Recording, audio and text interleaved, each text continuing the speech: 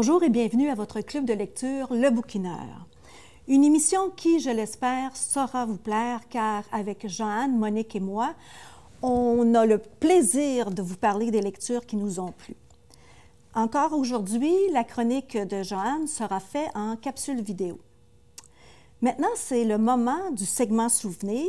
Je veux vous parler de Mme Hélène Gagnon, que nous avons reçue à la saison 2017 et qui nous avait parlé des 16 tomes qu'elle avait écrits sur la collection jeunesse Lance et Contes. Alors, c'était une grande réussite et Mme Gagnon nous en avait parlé quand même pas mal.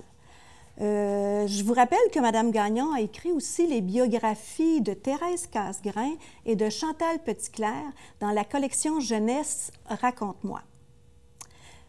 C'est maintenant le moment de rencontrer notre invité, M.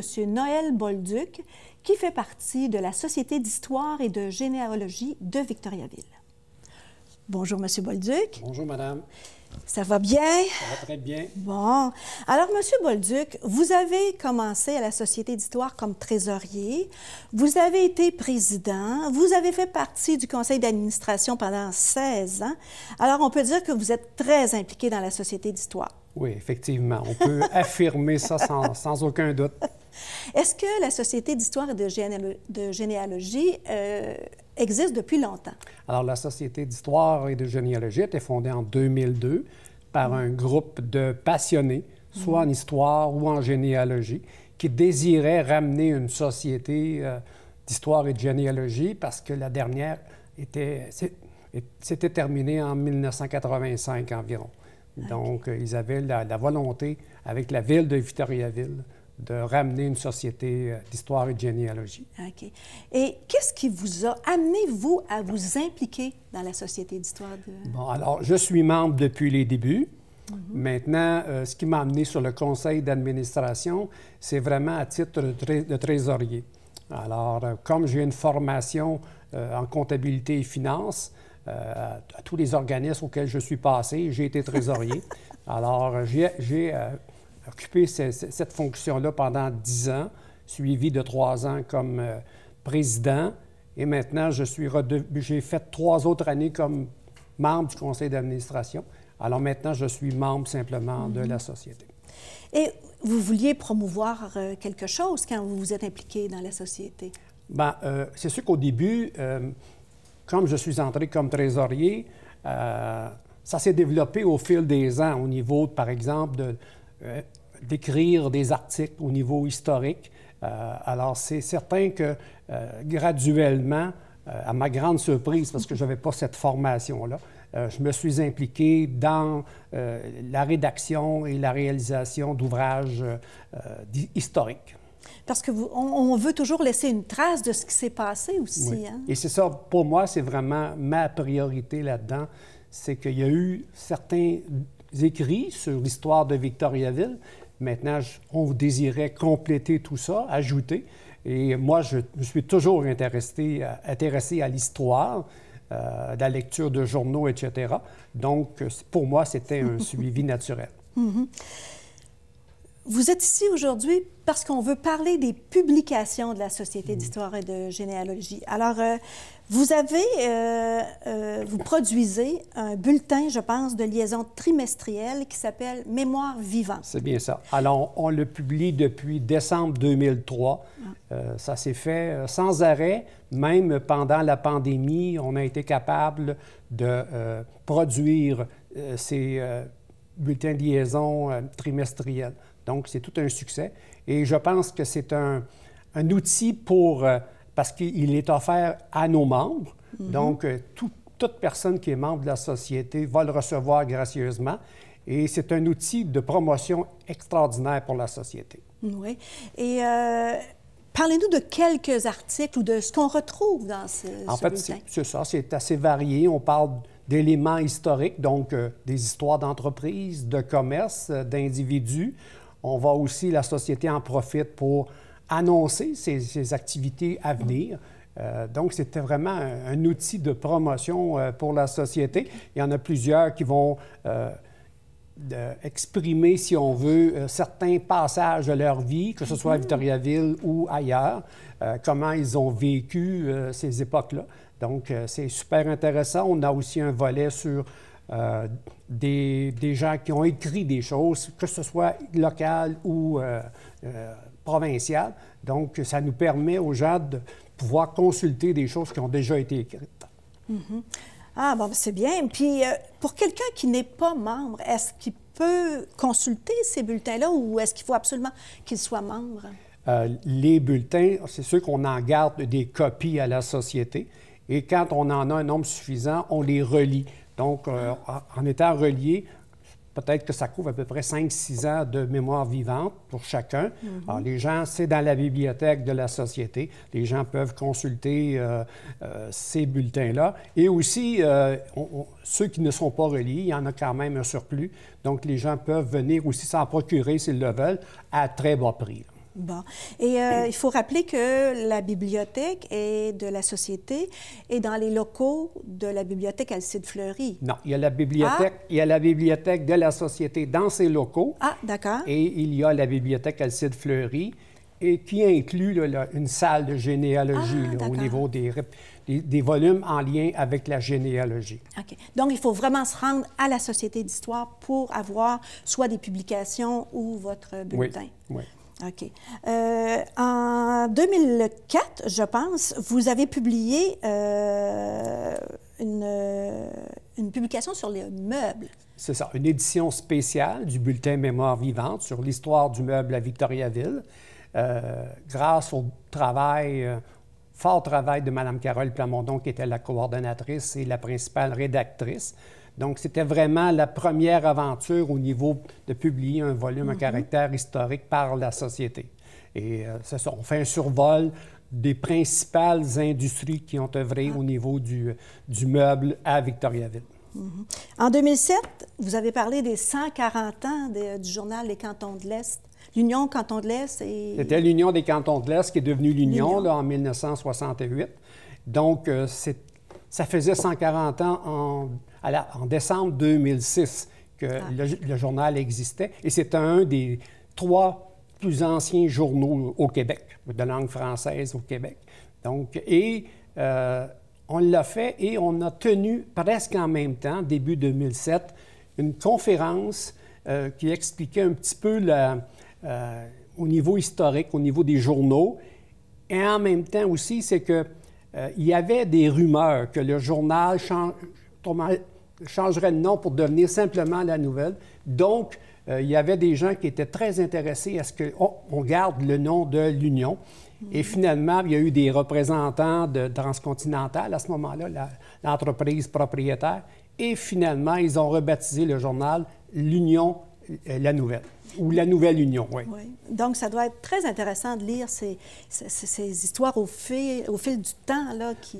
C'est que cette édition spéciale, d'abord, il y a un cours historique du journal, et par la suite, des événements, des faits saillants qui se sont produits pendant ces 140 ans, qui ont été couverts par le journal L'Union des Cantons de l'Est.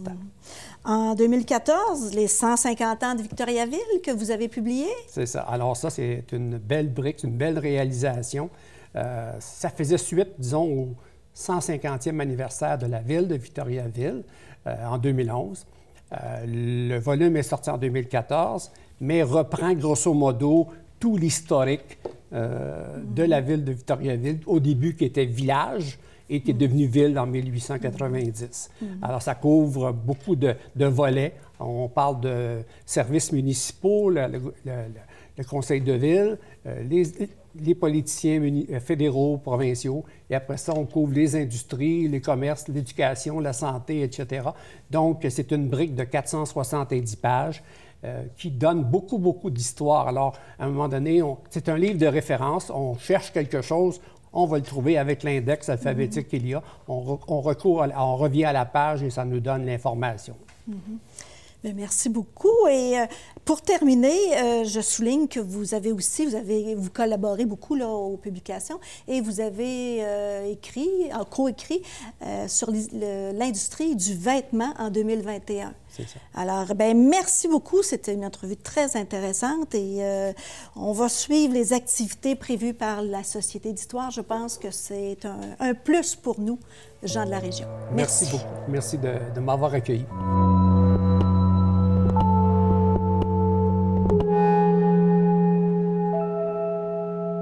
Nous sommes à la bibliothèque Alcide Fleury et je suis avec Joanne et nous allons parler, il semble, de femmes oubliées. Alors, bonjour Joanne. Bonjour. Quelles sont ces femmes oubliées? Alors, le livre dont je vais vous parler, Les femmes oubliées, est de Martha Hall Kelly. C'est une rédactrice publicitaire qui, avant de devenir romancière, elle s'est inspirée de faits réels, puis elle a pris beaucoup de temps avant d'écrire son premier roman. Elle est née en Nouvelle-Angleterre et en ce moment, elle vit à Atlanta, en Géorgie. Alors, on parle de femmes oubliées, on parle surtout de l'histoire est de 3 femmes et on va voir que le noyau de femmes grossit vers la fin du livre. Je m'explique. Donc, c'est l'histoire de 3 femmes dont les parcours sont très différents. Elles vont se croiser et lier, il faut faire attention, pas juste pour un moment, leur vie au complet, pour le bien ou pour le mal dans certains cas, et comme je vous dis, et ça à tout jamais. Alors, la première femme, c'est Caroline Faraday. C'est une jeune femme mondaine, une actrice. Elle est issue d'une très riche famille de New York, mais elle fait beaucoup de bénévolat. Elle travaille particulièrement au consulat français et œuvre auprès des orphelins. Mais en 1939, on sait qu'est-ce qui arrive, la guerre se déclare et Adolf Hitler envahit la Pologne. À ce moment-là, pour elle, son univers est basculé en termes de bénévolat parce qu'elle œuvre auprès d'orphelins français. Ah. Alors, même si on parle de Pologne, c'est au même moment que la France entre en guerre également. De l'autre côté de l'océan, donc par rapport à New York, une Polonaise, Kasia, là je dois prendre mes notes, Kuzmerik, n'a que 16 ans. Et elle renonce à son adolescence pour rejoindre la résistance et faire passer des messages, même si la moindre erreur peut lui être fatale. Ce qui va lui arriver, elle est envoyée à Ravensbrück avec sa mère et sa sœur, le tristement célèbre camp de concentration pour femmes. Quant à l'autre femme, c'est Hertha Oberhäuser. J'espère que mon allemand est pas si pire, qui est médecin allemand. Elle voit l'occasion de faire des preuves, de montrer toutes ses conséquences, toutes ses compétences à Hitler et à son entourage parce qu'elle veut monter dans la hiérarchie. Elle se retrouve finalement au camp Ravensbrück, donc vous rappelez que sa mère, sa sœur se retrouvent là, et elle n'a pas idée à ce moment-là de ce qu'on attend d'elle. Quelle sera la surprise? Donc, nos 3 femmes, comment elles font pour rentrer? Donc, Hertha est au camp avec Kasia, Susanna et leur mère. Et là, se font des essais médicaux, de l'expérimentation. Et elles vont faire partie d'un groupe d'une centaine de femmes que l'on appelle le groupe des lapins. Donc, c'est des cobayes. Et le groupe des lapins, qu'est-ce qu'on leur fait subir? Des greffes d'os. Des greffes d'os pour montrer l'action d'un médicament qui est les sulfamides, qui empêcherait la gangrène et les conséquences très pénibles des greffes d'os. Puis pourquoi on faisait des greffes d'os? C'est une notion d'orgueil. Je vous lis. En fait, à Ravensbrück, c'est le professeur Gedbach qui, à partir de la fin de juillet 1942, il n'a pas pu sauver Heydrich, qui n'était pas très fin non plus. Il cherchait à se réhabiliter aux yeux d'Hitler et c'est là qu'il a dit « Moi, je vais utiliser les sulfamides pour vous montrer qu'est-ce qui pourrait arriver puis comment je pourrais à l'avenir sauver des gens. » Donc, c'était une question d'orgueil. Et là, Kasia, pas sa mère et sa sœur ont subi des greffes et faisait partie du groupe des lapins. Et un jour, Caroline Faraday, qui est devenue philanthrope, va retrouver ces femmes-là, les lapins, les amener à New York pour qu'elles subissent de bons traitements, de la réhabilitation et aussi va se lier d'amitié avec Cassia et la remettre en contact avec Herta pour qu'elle puisse régler ses comptes. Oh là là, ça a l'air quand même complexe, mais c'est pas drôle de se retrouver dans ce milieu-là non plus, mais je pense que ça vaudrait la peine qu'on le lise. Oui, en effet, c'est complexe, mais il faut savoir que Caroline Farédé, elle a vraiment existé. C'est une vraie philanthrope. C'est sûr qu'il y a de la romance, mais je vous invite à le lire. Encore là, une histoire de femme forte. Merci beaucoup, Joanne.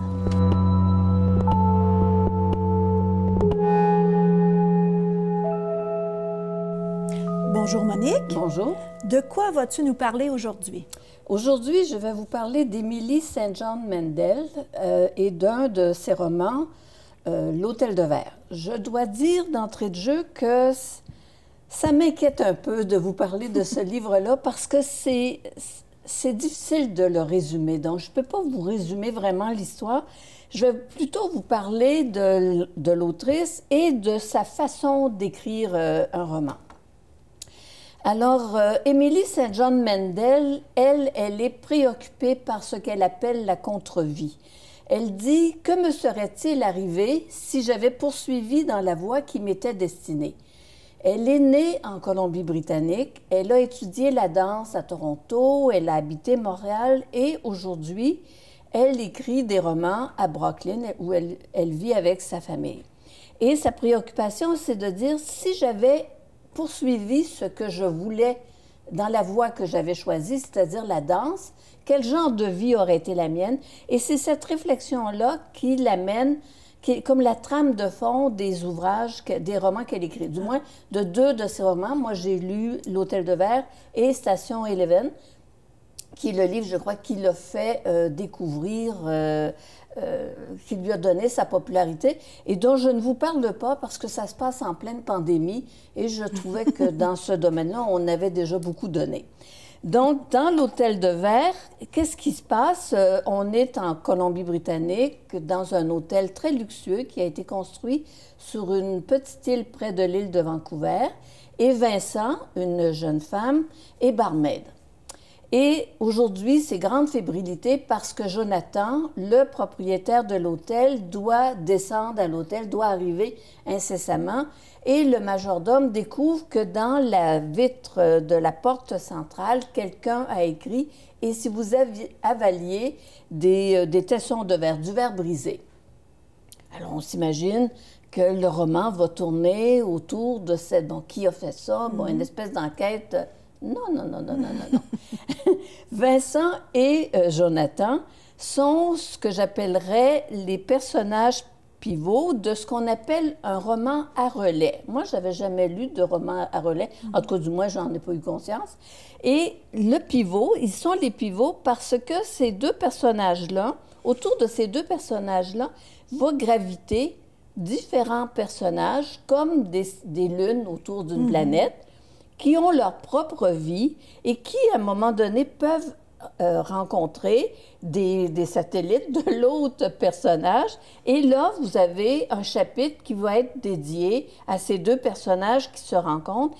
Et le roman est un peu comme le cumul de toutes ces histoires qui coexistent ou qui se superposent. Vous allez me dire, mais ça doit être terriblement difficile à comprendre. Non. C'est comme un puzzle où tu commences à faire, je sais pas moi, le visage du chat, puis à un moment donné, tu fais la queue du chat, puis à un moment donné, tu t'aperçois que tu as fait un chat. Là, c'est absolument...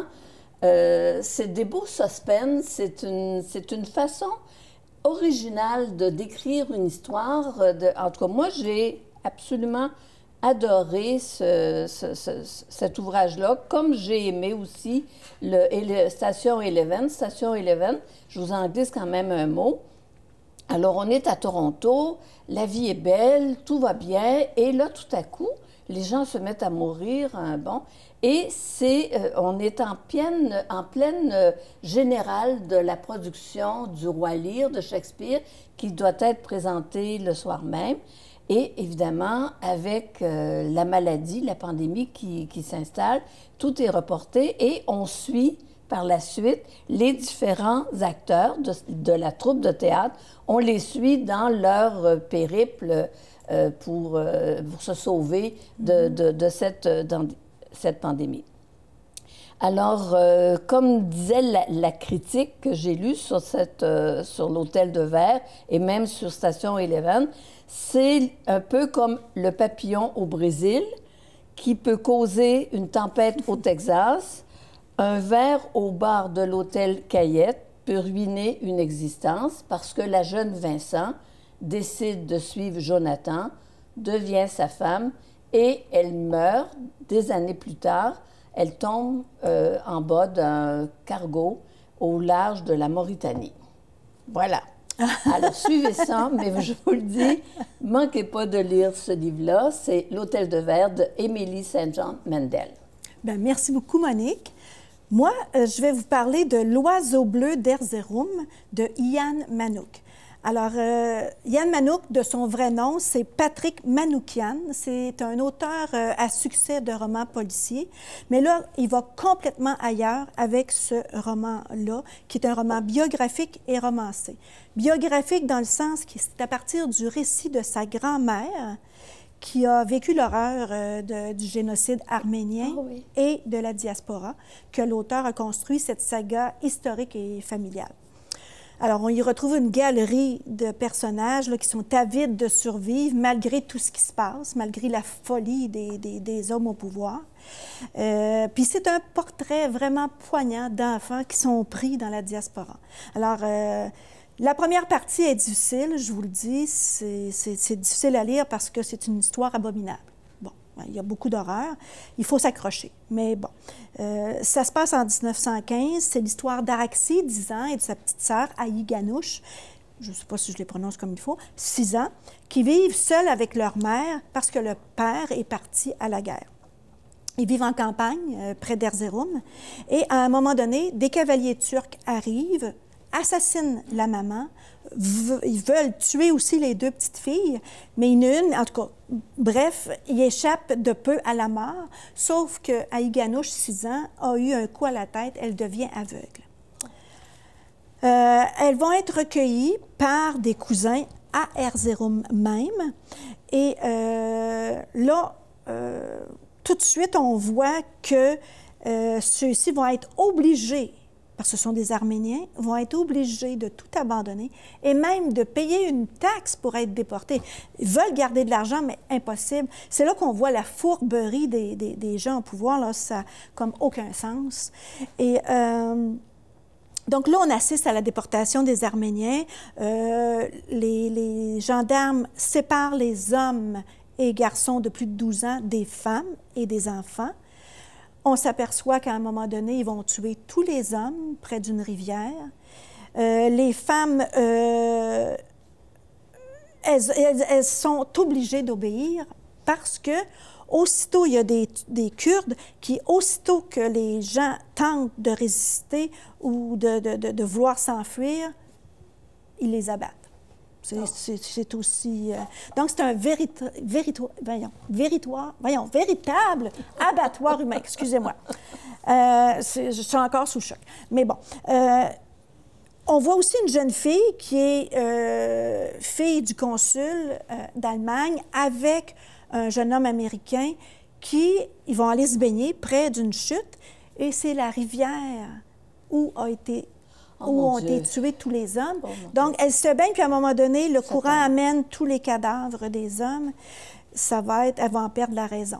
Et ces gens-là, cette jeune fille-là et ce jeune Américain-là, on va les retrouver plus tard dans l'histoire. Il y a aussi, lors de la déportation, les 2 jeunes filles, et c'est là que commence véritablement l'histoire des 2 jeunes filles, elles vont être vendues au père d'Assina, qui, elle, va être assujettie à être la seconde épouse d'un riche homme, mais fourbe aussi, sordide, je dirais, d'Alep. Alors, il va y avoir plusieurs événements qui vont se produire. Il y a 2 jeunes Arméniens en parallèle qu'on va voir, qui vont tuer et piller pour se défendre, pour se venger, etc.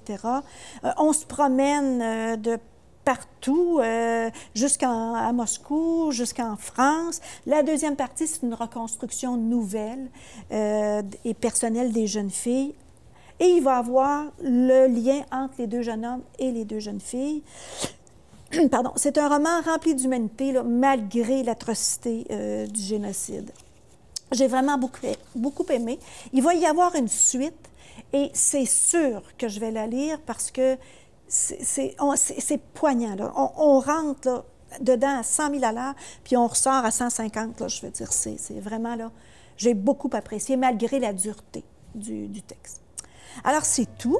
Alors, je vous remercie beaucoup d'avoir été avec nous. Je termine en vous citant une phrase d'Oscar Wilde.